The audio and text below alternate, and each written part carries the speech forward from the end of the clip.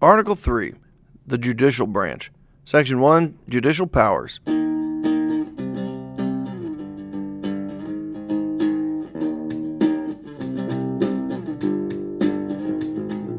The judicial power of the United States shall be vested in one Supreme Court and in such inferior courts as the Congress may from time to time ordain and establish. This again is the vesting clause.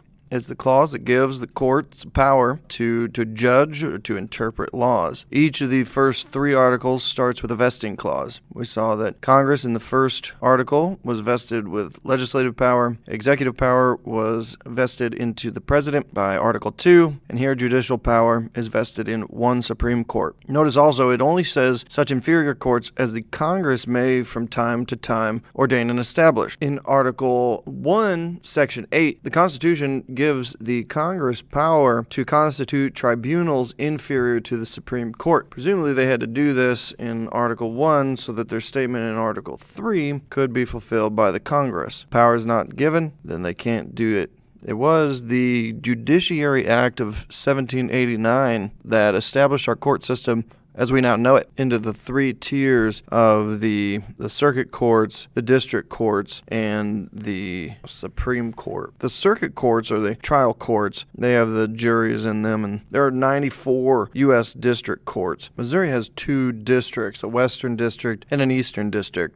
Adair County and Kirksville is in the eastern district of Missouri. And then we are in the 8th Circuit of the U.S. federal court system. Now remember, this is the U.S. federal court system. So if you were breaking a federal law, then you would go to trial in a federal district court. If you appealed from there, then you could go from the district court to the circuit court on appeals and then to the Supreme Court from there. If you were breaking a Missouri state law, like murder, for example, you would go to the Missouri court system and you would go to a Missouri district court. And then from there, you would appeal up through the Missouri court system. Missouri has a Supreme Court as well.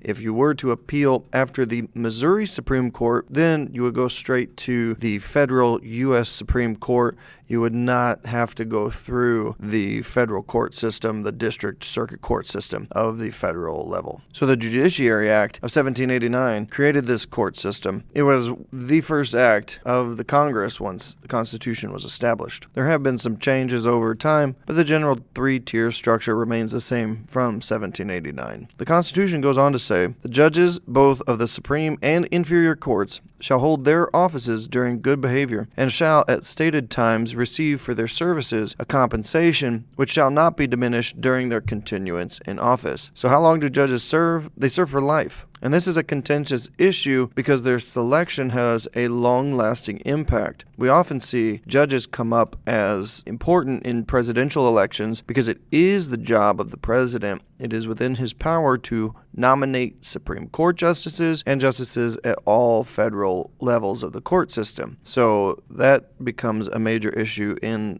campaigning. We also see that they are compensated for their services. In the Supreme Court, there are 9 judges who serve life terms, and their compensation is somewhere between $203,000 and $212,000 a year, according to our textbook. Other judges in other courts make anywhere between $165,000 and $175,000 a year. The Constitution clearly states that their compensation cannot be diminished during their continuance in office. Congress and the President are not allowed to punish judges by reducing their pay.